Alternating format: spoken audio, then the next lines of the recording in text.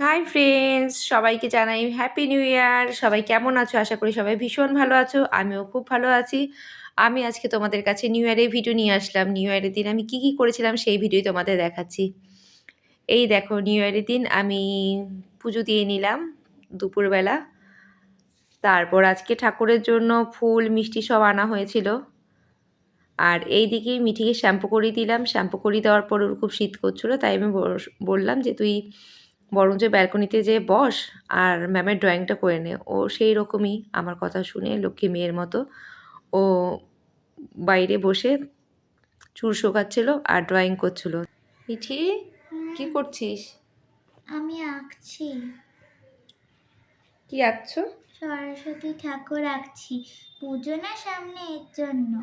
তো এই যে সরস্বতী ঠাকুরটাকে দেখতে পাচ্ছ, এইটা দেখো, এইটা হচ্ছে আমার, মানে আমি অনেক ভেবে চিন্তে মিসকে বলেছিলাম যে মিস তুমি যখন সরস্বতী ঠাকুরেরই আঁকা দেবে, তো এমনি সরস্বতী ঠাকুর বসে আছে আর অন্য সবাই পুজো করছে, এটা দিও না, এটা তো আমি একদম সিম্পল সা, এটা দিও না।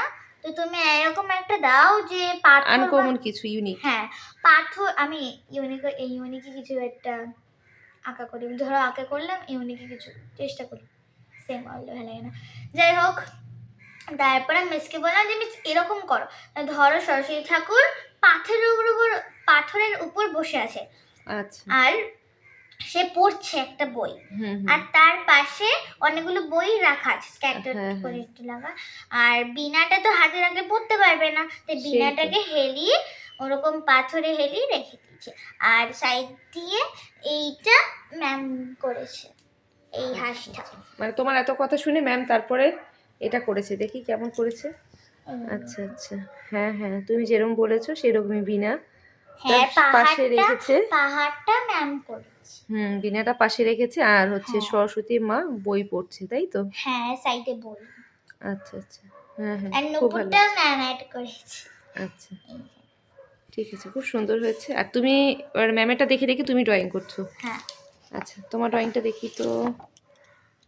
মুখ হয়নি। ও মাই গড, এখনো মুখ করোনি। সুন্দর হচ্ছে, ভালো হচ্ছে, ঠিক আছে, করো করো। এইদিকে মিঠি ড্রয়িং করছে আর আমি ঠাকুরের পুজো সেরে নিলাম। আর এই দেখো, ঠাকুরকে ভোগ দিয়েছিলাম, ভোগ দর্শনে কিন্তু দুঃখ ঘটে। খাওয়া দাওয়া হয়ে গেছে, মনে হচ্ছে ভাত ঘুম দেই, বাট সম্ভব না, একটু ঘুরতে যাব। যদি এখন ঘুমাই তাহলে আর ঘুরতে যাওয়াটা হবে না, তাই ঘুমের চিন্তাটা মাথা থেকে আউট করে এখন রেডি হচ্ছি, ঘুরতে যাব। ঠিক আছে, তোমরা থাকো, সবটা ভিডিও তাহলে দেখতে পারবে। আমরা কোথায় যাচ্ছি 1 জানুয়ারিতে সেটা তোমরা সব দেখতে পারবে, ঠিক আছে? সবটা ভিডিও দেখো, থাকো ভিডিওর সাথে।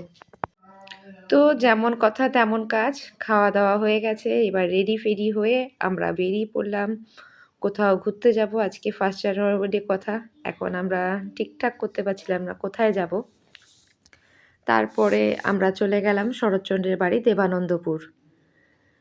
দেবানন্দপুর আমার যদিও আগে যাওয়া হয়েছে, কিন্তু আমারও যাওয়া হয়েছিল আর পূজারও যাওয়া হয়েছিল, কিন্তু নিধির যাওয়া হয়নি। তার জন্য আমরা দেবানন্দপুরের উদ্দেশ্যে রওনা হলাম, কিন্তু এইবার আমরা অন্য রাস্তা দিয়ে যাচ্ছি। এই রাস্তা দিয়ে আমরা এর আগে কখনো যাইনি।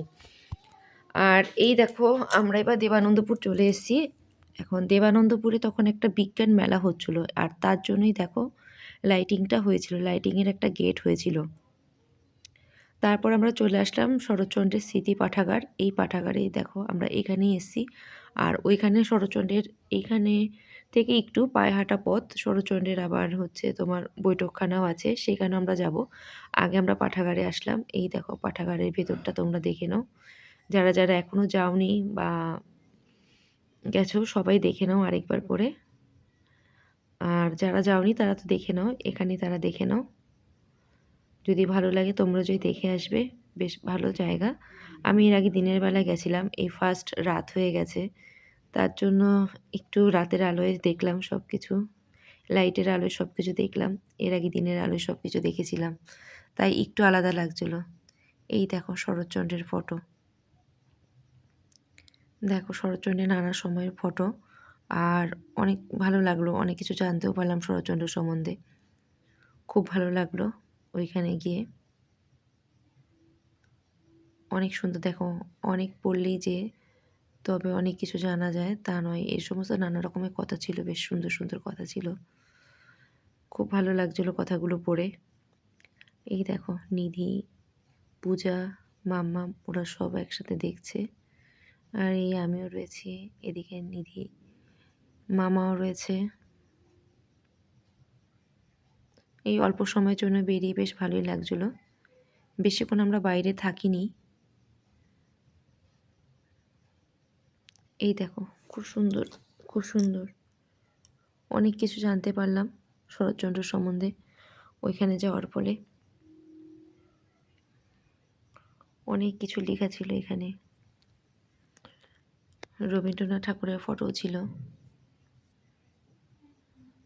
আর ওইখানে কিন্তু আমি একটা তোমার শরৎচন্দ্রের মানে ব্যবহৃত একটা চেয়ারও দেখেছিলাম, আরাম চেয়ার।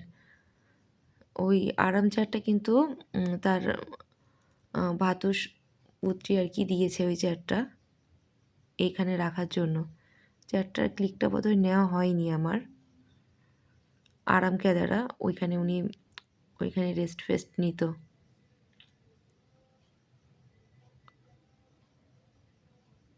আরও অনেক কিছু জায়গা ছিল ঘোরার, কিন্তু সবটা ঘুরতে পারিনি, কেননা অনেকটা রাত হয়ে গেছে। দিনের বেলা গেলে, সকাল থেকে গেলে ঘুরে ঘুরে অনেক কিছু দেখা যায়। এই দেখো খুব সুন্দর স্ট্যাচুগুলো ছিল ছোট্ট ছোট্ট।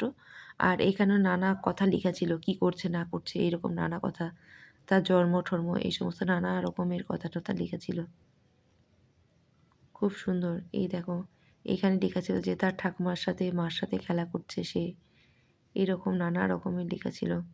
তারপর প্যারিচাঁদের ওইখানে পড়াশোনা করছে, এখানে এই কথাটা লেখা ছিল। গড়ের জঙ্গলে, এই গড়ের জঙ্গলে দেখো, গড়ের জঙ্গলে রয়েছে।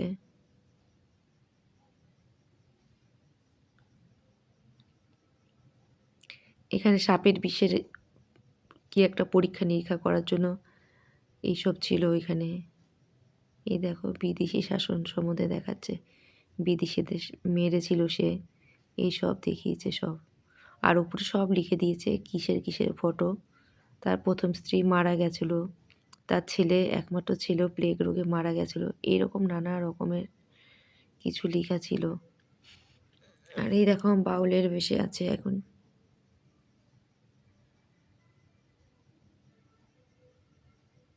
রেঙ্গুনে গেছিল জাহাজে করে, এই রকম নানা কিছু ফটো ছিল, মানে স্ট্যাচুগুলো ছিল। আর উপরে লিখে দিয়েছিল সেইগুলো। এই দেখো এইখানে হচ্ছে তার প্লেগ রোগে তার স্ত্রী। আর ওই যে দেখো আরাম কেদারাটার কথা বললাম, এই আরাম কেদারাটা রয়েছে যে তার বিছানার সামনে, এইটাই কিন্তু এই পাঠাগারে রয়েছে। এই আরাম কেদারাটা এই লাইব্রেরিতে দিয়েছে, বুঝলে তো। ওই দেখো একটু হাতলটা দেখা যাচ্ছে, হাতলটা ডান সাইডে একটু হাতলটা দেখা যাচ্ছে। ঠিকমতো ভিডিওটা নেওয়া হয়নি তাই তোমরা দেখতে পাচ্ছ না।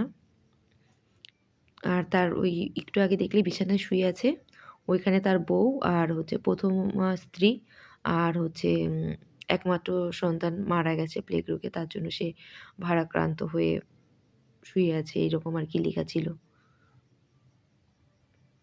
আর সব অত ডিটেলস বলছি না, এই আরও অনেক অনেক ফটো ছিল। এই বাইরেটা অনেকটা রাত হয়ে গেছিলো। আর এইখানে আর যে বললাম শরৎচন্দ্রের আরও একটা বৈঠকখানা ছিল, সেইখানে আর কি আমরা গেছিলাম।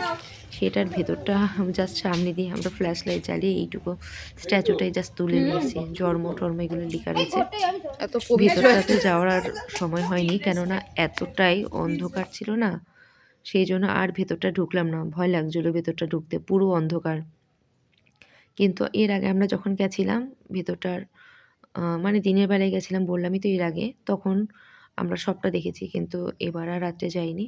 আর এই দেখো এখন আমরা যাচ্ছি যে ব্রিজটা পার হচ্ছি, এই ব্রিজটার নিচে কিন্তু সরস্বতী নদী, ঠিক আছে। আর এই সরস্বতী নদীর কিন্তু একটা মাহাত্ম্য আছে, সেটা হচ্ছে সরস্বতী নদী উপর দিয়ে কিন্তু বেহুলা লক্ষিন্দরকে নিয়ে গেছিলো স্বর্গে, ঠিক আছে। সেই সরস্বতী নদী, যদিও তোমাদের সরস্বতী নদীটা ঠিক করে দেখাতে পারলাম না, কেননা সম্ভব না, রাতের অন্ধকারে বুঝতে পারছো, আর গাড়ি থেকে নেমেও বা কী করবো, যে নেমে তোমাদের দেখাবো সেটাও সম্ভব না, কেননা পুরো অন্ধকার, গুডগুডে অন্ধকার, গ্রামের রাস্তা বুঝতেই পারছো। সেই জন্য সেটা দেখাতে পারলাম না। কোনো এক সময় যদি দিনের বেলা যাই আবার তোমাদের দেখাবো। আর এই দেখো আমরা যারা যারা গেছিলাম, আমার ভাসুরের মেয়ে, ননদের মেয়ে, আর আমার মেয়ে, আমার বর আর আমি, এই কজে আমরা গেছিলাম।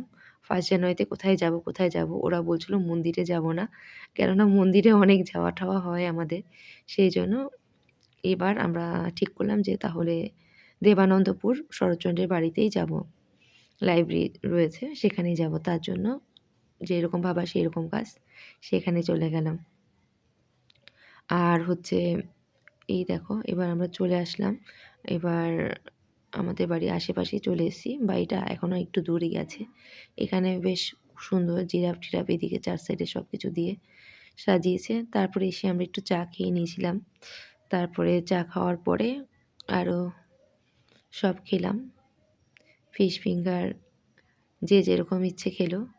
কেউ চাউমিন, মোগলাই, ওরা কারো কিছু খেতে ইচ্ছে করছিল না, তাই সবাই ছোটোখাটো কিছু খেলো, ফিশ ফিঙ্গার, ফিশ ফ্রাই।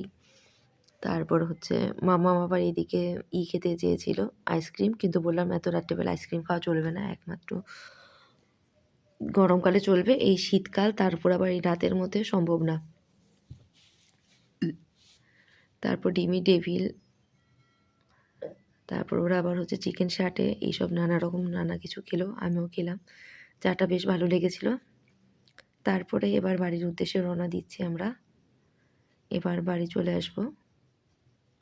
তারপরে আবার ঠিক করলাম যে না, বাইরে যখন বেরিয়েছি তাহলে আমি আমার শাশুড়ি মার সাথে একটু দেখা করে যাই, তাই শাশুড়ি মার সাথে দেখা করতে আসলাম। আর এসে বাস এবার 2 বোন মিলে খেলা করছে ওরা। আর মাম্মাম তো যদি একবার বাড়ি থেকে বের হয়, ও আর বাড়িতে যেতেই চায় না, কেননা বাড়িতে গেলেই তো মা আবার পড়তে বসিয়ে দেবে, তার জন্য। আর এই দেখো আজকে যে যে ফটোগুলো আমরা তুলেছিলাম, সেরকম বেশি ফটো তোলা হয়নি, কেননা আজকে রাতে বেরিয়েছি তো ওইদিকে সবই অন্ধকার, অন্ধকারের মধ্যে ফটো ভালো আসছিলো না, তাই সেরকম ফটো তোলা হয়নি আমাদের। অল্প কিছু ফটোই তুলেছিলাম, সেই সব ফটোগুলো তোমাদের সাথে শেয়ার করছি, দেখে নাও কী কী ফটো আমরা তুলেছিলাম। আর বললামই তো গেছিলাম, তাই আতিশটাকে নিয়েও আমরা কিছু ফটো তুললাম। আর একটু পরে তোমরা দেখতে পারবে আতিশটা চিপস পেয়ে ওর কাকাইকে কি ভালোবাসছিল, বাচ্চা তো, বাস চিপস পেয়ে দেখো কি করছে সে, কাণ্ডটা দেখো তার। কখন দেখতে এবার ডিস্টার্ব হয়ে গেছে, আর কত দেখো, অনেক দিয়েছে। নাও আরে কাকে দেবো, এই যে একটা মা, দুটো মা আমার মামা তুই। তারপরে চিপস টিপসকে এবার বাস বাড়িতে চলে আসলাম। এই ছিল আমাদের আজকের সারাদিনের ভিডিওটা। তোমাদের কার কেমন লাগলো কমেন্ট করো। সবাই ভালো থেকো, টাটা।